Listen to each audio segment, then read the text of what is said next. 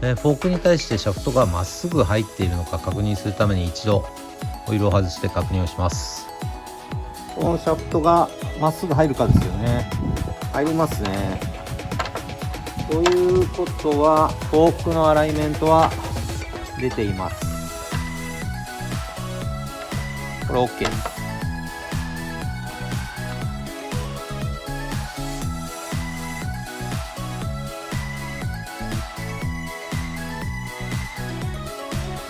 それではここのナットを締めない状態でどれだけ回るのか確認してみます。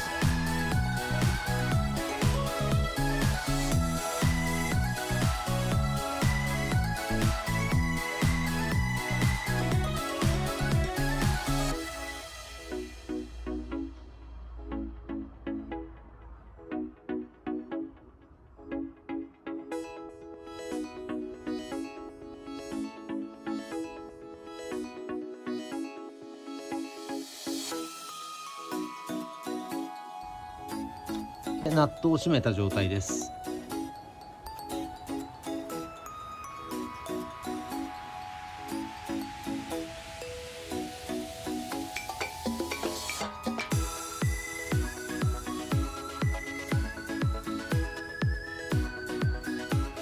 ちょっと悪くなったでしょうかね。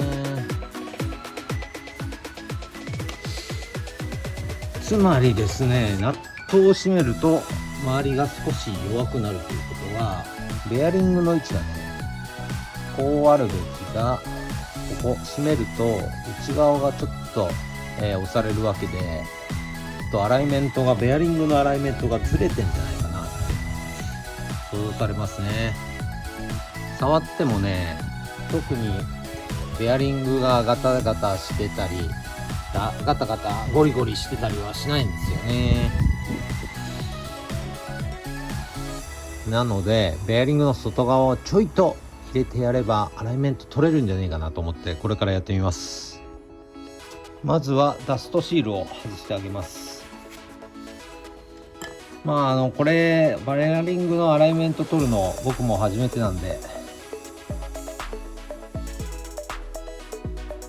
ホイールのベアリング自体がゴリゴリしてないんで、ゴリゴリしてる人はもうベアリング打ち替えした方がいいですね。でホイールのベアリングは片方が突き当てになってて、片方がフリーになってるんですよね。どっちが突き当てなのかはちょっと外してみないと外からは分かりません。ただですね、挟んであげてちょっとだけこの外側を中に入れてやることをしてやりたいしてあげます。はい、準備しましたものは長めのシャフト、あとはナット、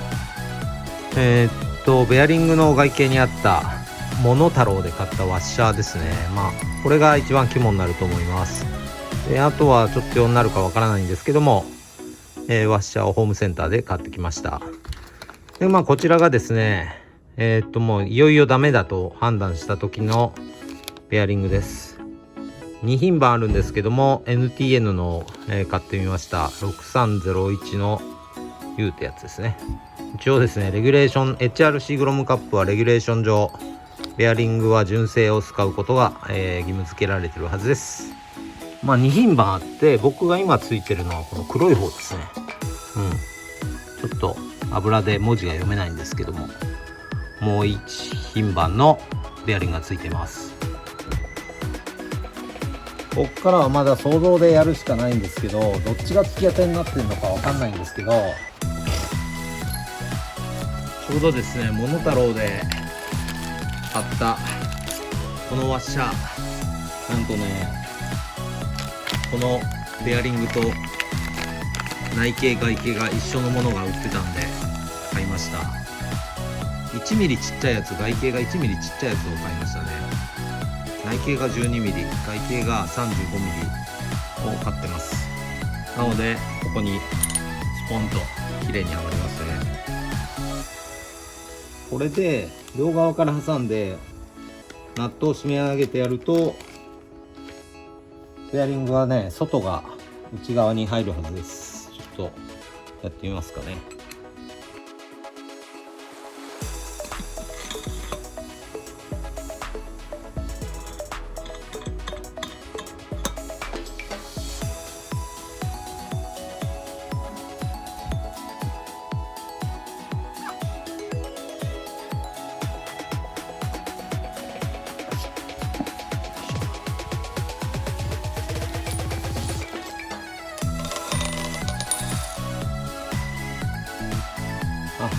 ちの方が長ナットの方が良かったですね。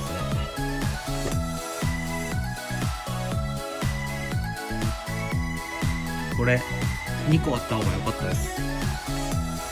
すごい安いんでこっちが2個買ったんですけど、ケチらん方が良かったかな。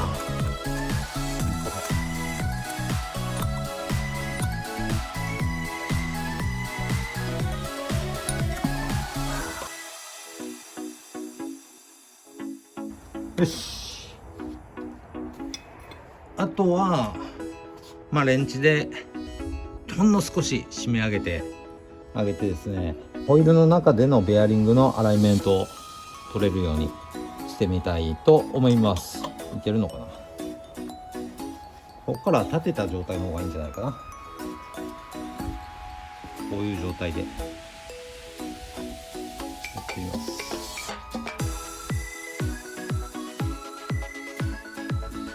いや、アホすぎて録画ボタンを押すのを忘れてました。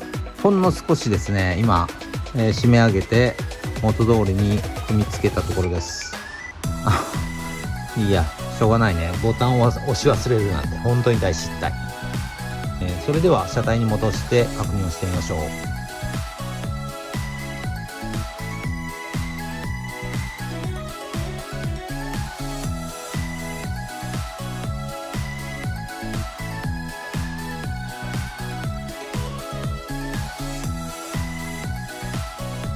はい、それではベアリングをちょっとだけ入れたはずの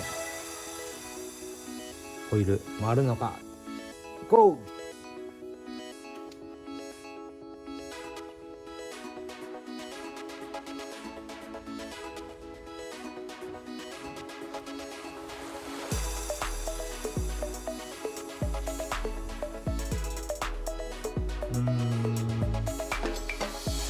あんまり変わらない？どうかな。気持ちは回ってるような気がするんですけど、あんまり変わらない？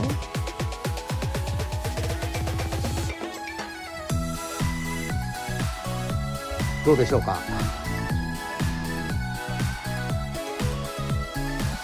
それではもう一個のスペアのホイールもね、やってみましょう。同じように。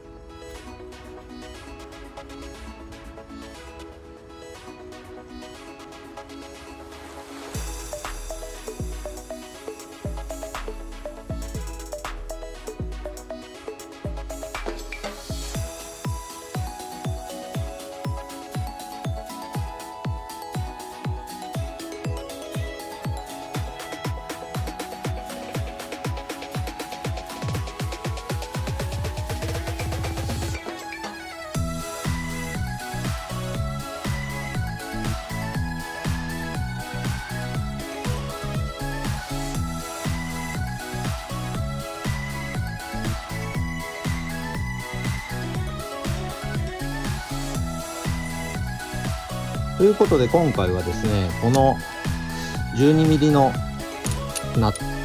長いボルトと、あとナット、こっち両方高ナットの方がいいですよ。とあとね、ワッシャーでこれね、ベアリングをいい位置に持ってってあげて、締めた時にベアリングのアライメントが取れるようなトライをしてみました。もっとね時間かければ多分いい位置いくと思うんですけども、抜く工具も必要になってきますんで、ベアリングのプーラーとかね、お持ちの方はそこまでできると思います。今回は試し動画ということで、純正の状態から少しだけ、入れてあげて、ホイールのシャフトを締めた状態でね、一番気持ちよくベアリングが回る位置を探してやるといった動画になります。ここからもうちょっと試行錯誤しながら僕の方はね、今日整備を終わらせたいと思うんですけども、今回の動画が参考になったと思いましたら、ぜひグッドボタンとチャンネル登録よろしくお願いします。それではまた次の動画で会いましょう。さよなら、さよなら、さよなら。